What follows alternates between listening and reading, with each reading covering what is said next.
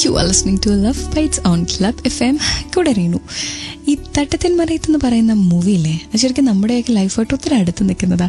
ഫ്രണ്ട്സിന് ഇടപെടലുണ്ട്, അവരുടെ സഹായമുണ്ട്, അവരുടെ ഉപദേശമുണ്ട്. നമ്മളൊക്കെ പ്രണയത്തിലാകുമ്പോൾ ചാടിക്കേറിയങ്ങ് പ്രണയത്തിലാവും ഒത്തിരി കേസിലും. അതുകൊണ്ടാണ് പിന്നെ പ്രശ്നം ഉണ്ടാകുന്നത്.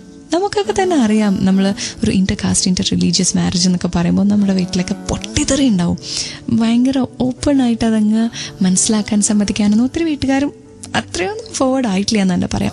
സോ അവനും അറിയാം അവൻ്റെ ജീവിതത്തിൽ എന്താ സംഭവിക്കാൻ പോകുന്നത്, വാട്ട് വിൽ ഷീ സേ, അങ്ങനെയെല്ലാം കേട്ടോ. ആൻഡ് ഹി ഡിസൈഡ്സ്, ഓക്കെ, അവൻ്റെ ഫ്രണ്ട്സ് എല്ലാം പറഞ്ഞത് കേട്ടോ അവൾക്ക് വേറൊരു പ്രണയമുണ്ടെന്ന് കരുതി അവൻ തീരുമാനിക്കുകയാണ് ആയിഷ ശരി വേണ്ട, പക്ഷെ അതിന് മുന്നേ അവസാനമായിട്ട് അവളെ ഒന്ന് കാണണമെന്ന്. അങ്ങനെ അവസാനമായിട്ടൊന്ന് കാണാനായിട്ട് അവൻ കോളേജിൽ ചെല്ലും. ശരിക്കും അവിടെ വെച്ചിട്ടാണ് മൂവിയുടെ കഥ തന്നെ മാറുന്നത് അല്ലേ. അവനൊരു പുതിയ ജീവിതത്തിലേക്ക് പ്രവേശിക്കുന്നത്. ക്ലബ് ഫാമിലി ലവ് ബൈറ്റ്സിലേക്ക് you can send me your messages. The number is 567678. Format club C space നിങ്ങളുടെ മെസ്സേജ്. ഇത് ലവ് ബൈറ്റ്സിൽ തട്ടത്തിൻ മറയത്ത് വിത്ത് റീനു. ഇവിടെ മാത്രം ടൺ കണക്കിന് റൊമാൻസ്. ഈ ബന്ധം വേണ്ട എന്ന് ഞാൻ തീരുമാനിച്ചു, പക്ഷെ അതിനു മുന്നേ ഒരിക്കൽ കൂടി നിന്നെ കാണണമെന്ന് തോന്നി. ക്ലബ് ഫാമിലി ലവ് ബൈറ്റ്സിൽ ഞാൻ റീനു.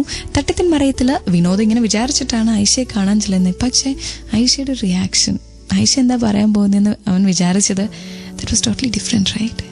വിനോദ്, മനസ്സിൽ ആഗ്രഹിച്ചത് മുഴുവൻ മൂടിക്കെട്ടി ജീവിക്കുന്ന സ്ത്രീകളെ അടുത്തെറിഞ്ഞിട്ടുണ്ട് ഞാൻ. അങ്ങനെ ജീവിക്കാൻ പ്രയാസമാണ്.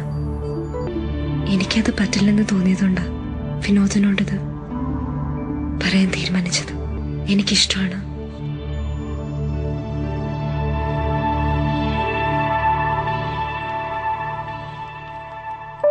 This cannot be treated as a romantic dialogue, അല്ലേ? ഒരുപാട് പ്രണയം തോന്നുന്ന ഒരു ഡയലോഗൊന്നുമല്ല ഇത്. പക്ഷെ അവൻ കേൾക്കാൻ ആഗ്രഹിച്ചത്, ആ റിലേഷൻഷിപ്പിൽ അവന് വേണമെന്ന് അവന് തോന്നിയത് എല്ലാം ഈ ഒരു ഡയലോഗിലുണ്ടായിരുന്നു. നമ്മൾ തന്നെ വിചാരിക്കത്തില്ല ഇങ്ങനെ ആയിരിക്കും വരാൻ പോകുന്നത്. നമ്മൾ ആ നോർമൽ സ്റ്റോറീസ് പോലെ തന്നെ പറ്റില്ല എന്ന് പറയും, എന്നിട്ട് പിന്നെ കുറേ പ്രശ്നങ്ങളുണ്ടാവും, അങ്ങനെയൊക്കെ വിചാരിച്ച് ആ സിനിമയുടെ പോക്ക് കണ്ടപ്പോൾ. പക്ഷേ വിനീതൊക്കെ അമേസ്ഡ് മീ. എന്നെ തന്നെയല്ല എല്ലാവരെയും അല്ലേ. That was beautiful. കേട്ടുകൊണ്ടിരിക്കുക club family love bytes with Reenu. ഇവിടെ മാത്രം ടൺ കണക്കിന് റൊമാൻസ്. നമ്മൾ ഒരുപാട് ഇഷ്ടപ്പെടുന്ന ആ ആള്, അയാൾ നമ്മളുടെ അടുത്ത് ഇഷ്ടം പറയുന്നതിലും വലിയ ഒരു സന്തോഷമുണ്ടോ? ഓക്കെ, ജീവിതത്തിൽ അതിനുശേഷം പല സന്തോഷങ്ങളും ഉണ്ടാവും. പക്ഷെ നമ്മൾ ആലോചിച്ച് നോക്കുമ്പോൾ നമ്മൾ ഒരുപാട് പ്രണയിച്ച് അങ്ങോട്ട് ഒരുപാട് പ്രണയം കൊടുത്ത ഒരാൾ ആ പ്രണയം ഇങ്ങോട്ട് പറയുമ്പോഴത്തെ സന്തോഷം. ക്ലബ് ഫാമിലി ലവ് ബൈറ്റ്സിൽ ഞാൻ റീനു. തട്ടത്തിൻ മറയത്തിൽ ഒരു എഴുത്തിലാണ് ഇത് എഴുതി കൊടുക്കുന്നത്. ഒന്ന് കേട്ടു നോക്കിയേ. കളങ്ങളിൽ അക്ഷരങ്ങൾ ഒളിപ്പിച്ചപ്പോഴും ഓഡിറ്റോറിയത്തിൽ വെച്ച് തട്ടമിടാൻ പറഞ്ഞപ്പോഴും സംസാരിക്കാൻ അറിയാതെ പകച്ചു നിന്നപ്പോഴും ശല്യം ചെയ്തവരെ ശകാരിച്ചപ്പോഴും മതില് ചാടി വന്നെന്നെ ഇഷ്ടമാണെന്ന് പറഞ്ഞപ്പോഴും അസൂയയും ദേഷ്യവും മറച്ചുവെച്ച് നല്ലവനായി അഭിനയിക്കാതിരുന്നപ്പോഴും ആത്മാർത്ഥമായി എന്നെ സ്നേഹിക്കുന്ന ഒരാളെ ഞാൻ കണ്ടു. അയാളുടെ ജാതി, മതം, ജീവിതം, ചുറ്റുപാട് ഒന്നും എനിക്കറിയില്ല. പക്ഷെ മരിച്ചുപോയ എൻ്റെ ഉമ്മയ്ക്ക് ശേഷം സ്നേഹം കൊണ്ട് സ്വാധീനിച്ച മറ്റാരും എൻ്റെ ജീവിതത്തിൽ ഉണ്ടായിട്ടില്ല. And that is very important. പ്രണയത്തിലായിരിക്കുമ്പോൾ ശരിക്കും ആ പ്രണയമാണ് നമുക്ക് ഫീൽ ചെയ്യേണ്ടത്.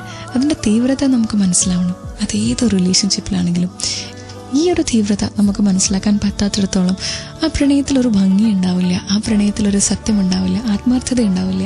നമ്മൾ കൊടുക്കുന്ന പ്രണയം നമുക്ക് അതുപോലെ തിരിച്ചു കിട്ടണമെങ്കിൽ, അതിലും വളരെയധികം തിരിച്ചു കിട്ടണമെങ്കിൽ ദാറ്റ് പ്രണയം ഷുഡ് ബി ട്രൂ. അതിൽ ആത്മാർത്ഥത മാത്രമേ ഉണ്ടാക്കാവുള്ളൂ. Club family the love bytes with Reenu. ഇവിടെ മാത്രം ടൺ കണക്കിന് റൊമാൻസ്.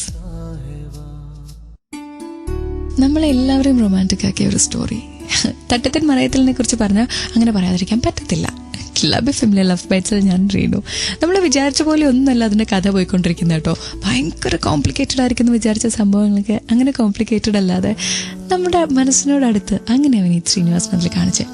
ഇതിൽ തന്നെ ആയിഷ പോയി കഴിയുമ്പോൾ നമ്മൾ വിചാരിക്കുക ആ പ്രണയം നഷ്ടപ്പെട്ടു എന്ന്.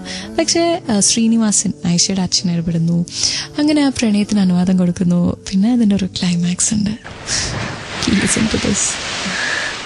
പുന്നേപ്പടി ഗോപാലമാഷിന്റെ വീട്ടില് നിസ്കാരപ്പായി വരിക്കാൻ ഒരു മുറി ഒഴിച്ചു തരുമോ?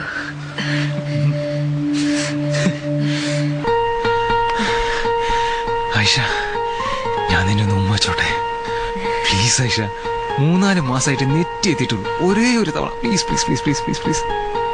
ദസ് ആ പ്രണയവും മനോഹരമായി അവസാനിച്ചു. അവരൊന്നായി. എല്ലാ പ്രണയങ്ങളും ഇങ്ങനെ ആയിരിക്കണമല്ലേ? ആയിരിക്കട്ടെ. ഇത് ഞാൻ എപ്പോഴും പറയാറുണ്ട്. പക്ഷെ വീണ്ടും വീണ്ടും അത് പറയാനുള്ള റീസൺ അതങ്ങനെ തന്നെ ആയിരിക്കണം എന്നത് കൊണ്ടാണ്. Keep listening, keep loving and stay addicted to Love Bites. ഇത് Club FM ൽ റീനു. ഇവിടെ മാത്രം ടൺ കണക്കിന് romance. Good night, take care.